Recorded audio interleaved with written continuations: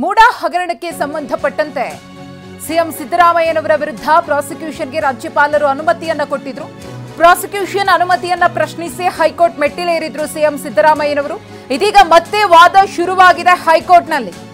CM ಪರ ಅಭಿಷೇಕ್ ಮನು ಸಿಂಘ್ವಿ ಅವರು ವಾದ ಮಂಡನೆಯನ್ನ ಮಾಡ್ತಿದ್ದಾರೆ. ರಾಜ್ಯಪಾಲರು ಅತಿ ವಿರಳ ಸಂದರ್ಭದಲ್ಲಿ ಮಾತ್ರ ವಿವೇಚನಾ ಅಧಿಕಾರ ಬಳಸಬೇಕು. ರಾಜ್ಯಪಾಲರು ಜನರಿಂದ ಆಯ್ಕೆಯಾಗಿಲ್ಲ, ನೇಮಕಗೊಂಡಿದ್ದಾರೆ. ಹೀಗಾಗಿ ರಾಜ್ಯಪಾಲರಿಗೆ ಹೆಚ್ಚಿನ ಉತ್ತರದಾಯಿತ್ವ ಇದೆ. ರಾಷ್ಟ್ರಪತಿ ಆಳ್ವಿಕೆಗೆ ಸಂಬಂಧಿಸಿದ ತೀರ್ಪು ಉಲ್ಲೇಖಿಸಿ ಅಭಿಷೇಕ್ ಮನು ಸಿಂಘ್ವಿ ಅವರು ವಾದವನ್ನ ಮಂಡಿಸ್ತಾ ಇದ್ದಾರೆ. 12 ಗಂಟೆಗೆ ಸುಮಾರಿಗೇನೆ ಹೈಕೋರ್ಟ್ನಲ್ಲಿ ವಾದ ಪ್ರತಿವಾದ ಆರಂಭ ಆಗಿತ್ತು. ವಾದ ಪ್ರತಿವಾದ ಆಲಿಸಿದ ನಂತರ ನ್ಯಾಯಮೂರ್ತಿಗಳು 2:30ಕ್ಕೆ ಮುಂದೂಡಿದ್ರು. ಇದೀಗ ಮತ್ತೆ ವಾದ ಆರಂಭ ಆಗಿದೆ. ಸಿಎಂ ಪರವಾಗಿ ವಕೀಲ ಅಭಿಷೇಕ್ ಮನು ಸಿಂಘ್ವಿ ಅವರು ತಮ್ಮ ವಾದವನ್ನು ಮಂಡಿಸ್ತಾ ಇದ್ದಾರೆ. ರಾಜ್ಯಪಾಲರ ಅಧಿಕಾರ ವ್ಯಾಪ್ತಿಯ ಕುರಿತು ಇಲ್ಲಿ ಅಭಿಷೇಕ್ ಮನು ಸಿಂಘ್ವಿ ಅವರು ವಾದಿಸ್ತಾ ಇದ್ದಾರೆ. ಹಾಗೆಯೇ ರಾಷ್ಟ್ರಪತಿ ಆಳ್ವಿಕೆಗೆ ಸಂಬಂಧಿಸಿದಂತಹ ತೀರ್ಪನ್ನ ಕೂಡ ಉಲ್ಲೇಖ ಮಾಡಿದ್ದಾರೆ ಅಭಿಷೇಕ್ ಮನು ಸಿಂಘ್ವಿ. ಆಗಲೇ ಈ ಒಂದು ಮೂಡಾ ಸೈಟ್ ಹಂಚಿಕೆ ವಿಚಾರಕ್ಕೆ ಸಂಬಂಧಪಟ್ಟಂತೆ ಸಿಎಂ ಅವರ ಪಾತ್ರ ಎಷ್ಟು, ಇದೆಲ್ಲದರ ಬಗ್ಗೆಯೂ ಕೂಡ ನ್ಯಾಯಮೂರ್ತಿಗಳಿಗೆ ತಿಳಿಸ್ತಾ ಇದ್ರು. ವಾದದ ಸಂದರ್ಭದಲ್ಲಿ ಯಾವ ಕಾರಣಕ್ಕೋಸ್ಕರ ತರಾತುರಿಯಲ್ಲಿ ಪ್ರಾಸಿಕ್ಯೂಷನ್ಗೆ ರಾಜ್ಯಪಾಲರು ಅನುಮತಿಯನ್ನ ಕೊಟ್ಟರು, ಇದರ ಬಗ್ಗೆಯೂ ಕೂಡ ಅನೇಕ ಬಾರಿ ವಾದ ಮಂಡಿಸುವಂತಹ ಸಂದರ್ಭದಲ್ಲಿ ಅಭಿಷೇಕ್ ಮನು ಸಿಂಘ್ವಿ ಅವರು ಉಲ್ಲೇಖ ಮಾಡಿದ್ರು. ಈಗ ರಾಜ್ಯಪಾಲರ ಅಧಿಕಾರ ವ್ಯಾಪ್ತಿಗೆ ಸಂಬಂಧಪಟ್ಟಂತೆ ಅವರ ಆಯ್ಕೆಯ ಕುರಿತು ತಮ್ಮ ವಾದದಲ್ಲಿ ಪ್ರಸ್ತಾಪ ಮಾಡಿದ್ದಾರೆ. ರಾಜ್ಯಪಾಲರಿಗೆ ಉತ್ತರದಾಯಿತ್ವ ಇದೆ. ಅವರು ಜನರಿಂದ ಆಯ್ಕೆಯಾಗಿಲ್ಲ, ಅವರು ನೇಮಕಗೊಂಡಿದ್ದಾರೆ. ಹಾಗಾಗಿ ರಾಜ್ಯಪಾಲರು ಯಾವುದೇ ಒಂದು ಪ್ರಕರಣಕ್ಕೆ ಸಂಬಂಧಪಟ್ಟಂತೆ ಪ್ರಾಸಿಕ್ಯೂಷನ್ಗೆ ಅನುಮತಿಯನ್ನು ಕೊಡುವಂತಹ ಸಂದರ್ಭದಲ್ಲಿ ಏನೆಲ್ಲ ನಿಯಮಾವಳಿಗಳು ಅನ್ವಯ ಆಗುತ್ತೆ. ಈ ಹಿಂದೆಯೇ ಬೆಳಿಗ್ಗೆ ಅವರು ಮಧ್ಯಾಹ್ನ ಅಂದರೆ ವಾದ ಆರಂಭ ಆದಾಗ ಪುಟಗಟ್ಟಲೆ ಅವರು ಕೊಡಬೇಕು ಅಂತ ನಾವು ಕೇಳೋದಿಲ್ಲ, ಆದರೆ ಪ್ರಾಸಿಕ್ಯೂಷನ್ಗೆ ಕೊಟ್ಟಿದ್ದೀನಿ ಅಂತ ಹೇಳ್ತಾರಲ್ಲ, ಅದಕ್ಕೆ ಸಂಬಂಧಪಟ್ಟಂತಹ ನಿಖರ ಕಾರಣದ ಬಗ್ಗೆ ಅವರು ನಮಗೆ ಸ್ಪಷ್ಟತೆಯನ್ನ ನೀಡಿಲ್ಲ ಅಂತ ಹೇಳಿದ್ರು. ರಾಷ್ಟ್ರಪತಿ ಆಳ್ವಿಕೆಗಿಂತ ಇದು ಹೆಚ್ಚು ರಾಜಕೀಯ ಪ್ರೇರಿತ. ಇದು ಅಭಿಷೇಕ್ ಮನು ಸಿಂಘ್ವಿ ಅವರ ವಾದ. ಸೆಕ್ಷನ್ 17A ಅಡಿ ಅನುಮತಿ ನೀಡುವಾಗ ಸಚಿವ ಸಂಪುಟದ ಶಿಫಾರಸನ್ನ ಪಾಲಿಸಬೇಕು. ಪಾಲಿಸದಿದ್ದರೆ ಅದಕ್ಕೆ ಸೂಕ್ತ ಕಾರಣವನ್ನ ನೀಡುವ ಹೊಣೆ ರಾಜ್ಯಪಾಲರ ಮೇಲಿದೆ. 17A ಭ್ರಷ್ಟಾಚಾರ ನಿಯಂತ್ರಣ ಕಾಯ್ದೆ. ರಾಜ್ಯಪಾಲರು 23 ವರ್ಷದ ಹಳೆಯ ಪ್ರಕರಣದ ತನಿಖೆಗೆ ಅನುಮತಿಯನ್ನ ಕೊಟ್ಟಿದ್ದಾರೆ. ರಾಷ್ಟ್ರಪತಿ ಆಳ್ವಿಕೆಗಿಂತ ಇದು ಹೆಚ್ಚು ರಾಜಕೀಯ ಪ್ರೇರಿತವಾಗಿದೆ ಅಂತ ಹೇಳಿ ಅಭಿಷೇಕ್ ಮನು ಸಿಂಘ್ವಿ ಅವರು ವಾದವನ್ನು ಮಂಡಿಸುತ್ತಿದ್ದಾರೆ. ರಾಜ್ಯಪಾಲರ ಮೇಲೆ ಯಾವ ರೀತಿಯಾಗಿ ಪ್ರೇರಣೆಯನ್ನು ಬೀರಲಾಗಿದೆ ಅಥವಾ ಒತ್ತಡವನ್ನು ಹಾಕಲಾಗಿದೆ ಅನ್ನೋ ವಿಚಾರದ ಪ್ರಸ್ತಾಪ. ಮತ್ತೊಂದು ಕಡೆ ಸಿಎಂ ಸಿದ್ದರಾಮಯ್ಯನವರು ಸಿಟಿ ರೌಂಡ್ಸ್ ಅನ್ನು ಹಾಕ್ತಿದ್ದಾರೆ, ನಗರ ಪ್ರದಕ್ಷಿಣೆ ಹಾಕ್ತಿದ್ದಾರೆ. ವಿವಿಧ ಕಾಮಗಾರಿಗಳು, ಪ್ರಗತಿಯ ಹಂತದಲ್ಲಿರುವಂತಹ ಕಾಮಗಾರಿಗಳು, ಚಾಲನೆಗೊಳ್ಳಬೇಕಾದಂತಹ ಕಾಮಗಾರಿಗಳ ಕುರಿತು ಮಾಹಿತಿಯನ್ನು ಪಡೆದಿದ್ದಾರೆ. ರಾಷ್ಟ್ರಪತಿ ಆಳ್ವಿಕೆ ಹೇರಿದಂತಹ ಪ್ರಕರಣಗಳ ಬಗ್ಗೆ ಉಲ್ಲೇಖ. 17A ಕೇಸ್ಗಿಂತ ಗಂಭೀರವಲ್ಲವೇ ಅಂತ ಹೇಳಿ ಅಭಿಷೇಕ್ ಮನು ಸಿಂಘ್ವಿ ಅವರಿಗೆ ನ್ಯಾಯಾಧೀಶರು ಪ್ರಶ್ನೆಯನ್ನ ಮಾಡಿದ್ದಾರೆ. ಆರ್ಟಿಕಲ್ 356 ತೀರ್ಪುಗಳನ್ನ ಸೆಕ್ಷನ್ 17A ಕೇಸ್ಗೆ ಉಲ್ಲೇಖಿಸುವುದು ಸೂಕ್ತವೇ ಅಂತ ಹೇಳಿ ಸಿಂಘ್ವಿ ಅವರಿಗೆ ಇಲ್ಲಿ ಜಡ್ಜ್ ಅವರು ಪ್ರಶ್ನೆಯನ್ನ ಮಾಡಿರುವುದು. ಯಾವೆಲ್ಲ ವಿಚಾರಗಳನ್ನ ಅಭಿಷೇಕ್ ಮನು ಸಿಂಘ್ವಿ ಅವರು ಎತ್ಕೊಂಡು ತಮ್ಮ ವಾದವನ್ನ ಮಂಡನೆ ಮಾಡಿದ್ರೋ ಅದೇ ವಿಚಾರಗಳಿಗೆ ಸಂಬಂಧಪಟ್ಟಂತೆ ನ್ಯಾಯಾಧೀಶರು ಕೂಡ ಒಂದಷ್ಟು ಪ್ರಶ್ನೆಗಳನ್ನ ಅಭಿಷೇಕ್ ಮನು ಸಿಂಘ್ವಿ ಅವರಿಗೆ ಹಾಕಿ ಅದು ಹೇಗೆ ನಮಗೆ ಪ್ರಸ್ತುತಪಡಿಸಿ ಅಂತ ಹೇಳಿ ಕೇಳ್ಕೊಂಡಿದ್ದಾರೆ. ಒಂದಷ್ಟು ಸೆಕ್ಷನ್ಗಳ ಉಲ್ಲೇಖ ಮಾಡ್ತಿರಲ್ಲ, ಹಿಂದಿನ ಪ್ರಕರಣಗಳ ಬಗ್ಗೆ ಪ್ರಸ್ತಾಪ ಮಾಡ್ತಿರಲ್ಲ, ಆ ಸೆಕ್ಷನ್ಗಳ ಬಗ್ಗೆ, ಅದಕ್ಕಿರುವಂತಹ ಲಿಂಕ್ ಬಗ್ಗೆ ಪ್ರಸ್ತಾಪಿಸುವಂತ ಹೇಳ್ತಾರೆ. ರಾಷ್ಟ್ರಪತಿ ಆಳ್ವಿಕೆಗೆ ಸಂಬಂಧಿಸಿದ ತೀರ್ಪು ಉಲ್ಲೇಖಿಸಿ ಸಿಂಘ್ವಿ ಅವರು ವಾದವನ್ನು ಮಂಡಿಸುತ್ತಾರೆ. ಅದರ ಬಗ್ಗೆಯೂ ಕೂಡ ನ್ಯಾಯಾಧೀಶರು ಪ್ರಶ್ನೆಯನ್ನು ಮಾಡ್ತಾರೆ. ವಾದ ಪ್ರತಿವಾದ ನಡೀತಾ ಇದೆ.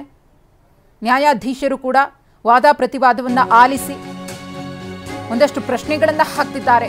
ರಾಜ್ಯಪಾಲರು 23 ವರ್ಷದ ಹಳೆಯ ಪ್ರಕರಣದ ಬಗ್ಗೆ ತನಿಖೆಗೆ ಈಗ ಹೇಳಿದ್ದಾರೆ, ಅನುಮತಿಯನ್ನ ಕೊಟ್ಟಿದ್ದಾರೆ.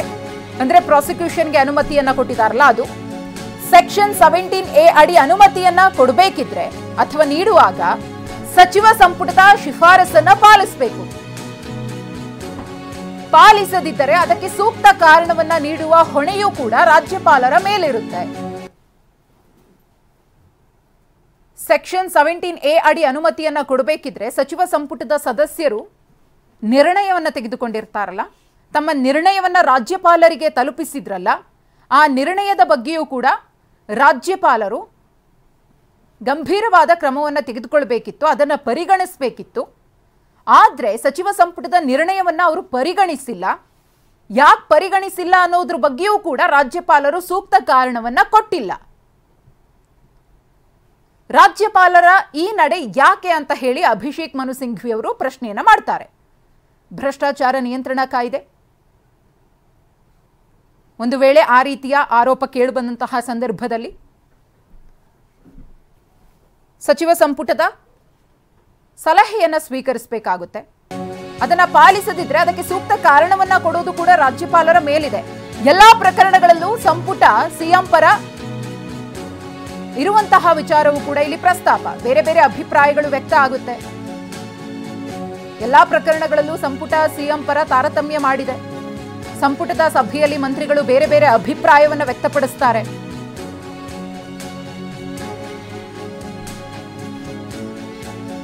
ಮುಂದುವರೆದು ವಾದ ಪ್ರತಿವಾದವನ್ನು ಮಂಡಿಸುವಂತಹ ಸಂದರ್ಭದಲ್ಲಿ ಸಂಪುಟದಲ್ಲಿ ಆಗುವಂತಹ ಒಂದಷ್ಟು ವಿಚಾರಗಳ ಬಗ್ಗೆ, ಚರ್ಚೆಗಳ ಬಗ್ಗೆ, ಸಂಪುಟ ಸದಸ್ಯರ ಅಭಿಪ್ರಾಯಗಳ ಬಗೆಗಿನ ವಿವರಗಳನ್ನು ಇಲ್ಲಿ ಮಂಡಿಸಲಾಗ್ತಾ ಇದೆ.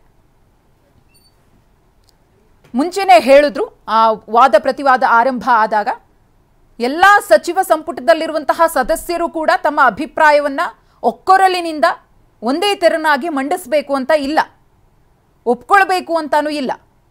ಅಭಿಪ್ರಾಯ ಬೇರೆ ಬೇರೆ ಆಗಿರಬಹುದು, ಆದರೆ ಅದೆಲ್ಲವನ್ನ ಕೂಡ ರಾಜ್ಯಪಾಲರು ಪರಿಗಣಿಸಬೇಕಾಗುತ್ತೆ. ಸಚಿವ ಸಂಪುಟ ಸಭೆಯಲ್ಲಿ ತೆಗೆದುಕೊಂಡಂತಹ ನಿರ್ಣಯವನ್ನ ಅವರು ಪರಿಗಣಿಸಿ ಅದರ ಬಗ್ಗೆನೂ ಕೂಡ ಅವರು ಕ್ರಮವನ್ನು ವಹಿಸಬೇಕಾಗುತ್ತೆ. ಆದರೆ ಇಲ್ಲಿ ರಾಜ್ಯಪಾಲರು ಆ ರೀತಿ ಮಾಡಿಲ್ಲ. ಯಾಕೆ ಅಂತ ಹೇಳಿ ಅಭಿಷೇಕ್ ಮನು ಸಿಂಘ್ವಿ ಅವರು ತಮ್ಮ ವಾದವನ್ನು ಮಂಡನೆ ಮಾಡಿದ್ದಾರೆ. ಅಂದರೆ ಅಲ್ಲಿ ದುರುದ್ದೇಶಪೂರಿತ ನಿರ್ಧಾರ ರಾಜ್ಯಪಾಲರದಾಗಿತ್ತು ಅನ್ನೋದನ್ನ ಪೀಠಕ್ಕೆ ಮನವರಿಕೆ ಮಾಡುವಂತಹ ಕೆಲಸವನ್ನ ಇಲ್ಲಿ ಅಭಿಷೇಕ್ ಮನು ಸಿಂಘ್ವಿ ಅವರು ಮಾಡಿರುವುದು. ಹಾಗೆಯೇ 23 ವರ್ಷದ ಹಳೆ ಪ್ರಕರಣ ಇದು. 14 ಸೈಟ್ ಹಂಚಿಕೆ ಇದೆಯಲ್ಲ, ಇದು ಈಗ ಈ ಪ್ರಕರಣವನ್ನು ದೊಡ್ಡ ಮಟ್ಟದಲ್ಲಿ ಮಾಡ್ತಿದ್ದಾರೆ. ದೂರುದಾರರು ದೂರು ಕೊಟ್ಟಂತಹ 24 ಗಂಟೆಯ ಒಳಗಡೆ ಶೋಕಾಸ್ ನೋಟಿಸ್ ಅನ್ನು ಕೊಡ್ತಾರೆ. ನೋಟಿಸ್ಗೆ ಸರ್ಕಾರದ ಮುಖ್ಯ ಕಾರ್ಯದರ್ಶಿಗಳು ಪುಟಗಟ್ಟಲೆ ಉತ್ತರವನ್ನು ಕೊಟ್ಟರೂ ಕೂಡ ಅದ್ಯಾವುದನ್ನು ಸರಿಯಾಗಿ ಅವಲೋಕಿಸದೆ, ಕೂಲಂಕಷವಾಗಿ ಪರಿಶೀಲನೆ ಮಾಡದೆ, ಏಕಾಏಕಿ ತರಾತುರಿಯಲ್ಲಿ ರಾತ್ರೋರಾತ್ರಿ ಪ್ರಾಸಿಕ್ಯೂಷನ್ಗೆ ಅನುಮತಿಯನ್ನು ಕೊಟ್ಬಿಡ್ತಾರೆ. ಇದೆಲ್ಲ ಯಾಕೆ? ಇದೆಲ್ಲ ಹೇಗೆ ನಡೀತಾ ಇದೆ? ಯಾರ ಕೈಗೊಂಬೆ ಆಗಿದ್ದಾರೆ ರಾಜ್ಯಪಾಲರು ಅನ್ನೋ ಪ್ರಶ್ನೆಗಳನ್ನು ಎತ್ತಿ ಈ ಹಿಂದೆಯೂ ಕೂಡ ವಾದ ಮಂಡನೆ ಮಾಡಲಾಗಿತ್ತು. ಅದೇ ತೆರನಾಗಿ ಇವತ್ತು ಕೂಡ ಸಿಂಘ್ವಿ ಅವರಿಂದ ವಾದ ಮಂಡನೆ ಆಗ್ತಾ ಇದೆ. ಇದೊಂದು ರಾಜಕೀಯ ಪ್ರೇರಿತ ಅಂತ. ಸಚಿವ ಸಂಪುಟದ ಶಿಫಾರಸನ್ನು ಅವರು ಪಾಲಿಸಿಲ್ಲ. ಒಂದು ವೇಳೆ ಅವರು ಪಾಲಿಸಿಲ್ಲ ಅನ್ನೋದಕ್ಕೂ ಕೂಡ ಸೂಕ್ತ ಕಾರಣವನ್ನ ಕೊಟ್ಟಿಲ್ಲ. ಅದರ ಹೊಣೆಯನ್ನು ಕೂಡ ಅವರು ಹೊತ್ಕೊಳ್ತಾ ಇಲ್ಲ.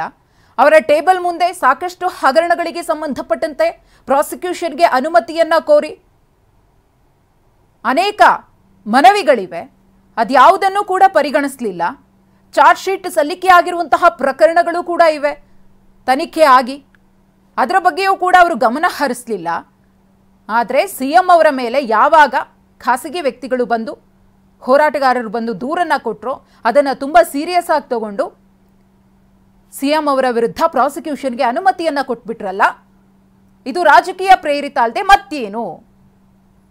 ಈಗಾಗಲೇ ಕಾಂಗ್ರೆಸ್ ನಾಯಕರು ಆರೋಪವನ್ನು ಮಾಡಿದ್ದಾರೆ. ಎಲ್ಲೆಲ್ಲಿ ಕಾಂಗ್ರೆಸ್ ಆಡಳಿತ ಇರುತ್ತೋ ಅಂತಹ ರಾಜ್ಯಗಳಲ್ಲಿ ರಾಜ್ಯಪಾಲರು ಮತ್ತು ಸರ್ಕಾರದ ನಡುವೆ ಈ ಮುಸುಕಿನ ಗುದ್ದಾಟ ಅನ್ನೋದು ಇದ್ದೇ ಇರುತ್ತೆ ಅಂತ ಹೇಳಿ.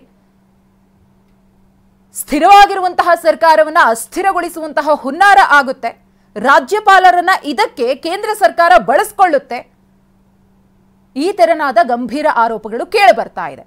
ನಮ್ಮ ರಾಜ್ಯದಲ್ಲೂ ಕೂಡ ಆಗ್ತಾ ಇರೋದು ಅದೇ ಅಂತ ಹೇಳಿ ಅಭಿಷೇಕ್ ಮನು ಸಿಂಘ್ವಿ ಅವರು ಕೋರ್ಟ್ನಲ್ಲಿ ತಮ್ಮ ವಾದವನ್ನು ಮಂಡಿಸಿದ್ರು. ಇನ್ನು ಸೆಪ್ಟೆಂಬರ್ 9ನೇ ತಾರೀಕು ಸರ್ಕಾರದ ಪರವಾಗಿ ಅಡ್ವೊಕೇಟ್ ಜನರಲ್ ಶಶಿಕಿರಣ್ ಶೆಟ್ಟಿ ಅವರು ಕೂಡ ವಾದವನ್ನು ಮಂಡನೆ ಮಾಡಿದರು.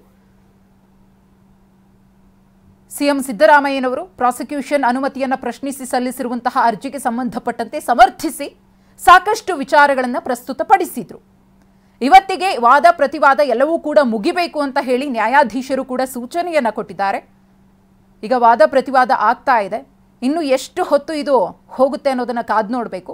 ನಂತರದಲ್ಲಿ ನ್ಯಾಯಾಧೀಶರು ತೀರ್ಪನ್ನು ಬರೀತಾರಾ, ಇವತ್ತೇ ಕೊಡ್ತಾರಾ ಅಥವಾ ಕಾಯ್ದಿರಿಸ್ತಾರಾ ಅನ್ನೋ ಕುತೂಹಲವೂ ಕೂಡ ಇದೆ. ಆದರೆ ಮತ್ತೊಂದು ಕಡೆ ದೃಶ್ಯಾವಳಿಯಲ್ಲಿ ಗಮನಿಸ್ತಾ ಇದ್ದೀರಿ, ಸಿಎಂ ಸಿದ್ದರಾಮಯ್ಯನವರು ಇದ್ಯಾವುದಕ್ಕೂ ಕೂಡ ತಲೆ ಕೆಡಿಸಿಕೊಳ್ಳದೆ ಸಿಟಿ ರೌಂಡ್ಸ್ನಲ್ಲಿದ್ದಾರೆ.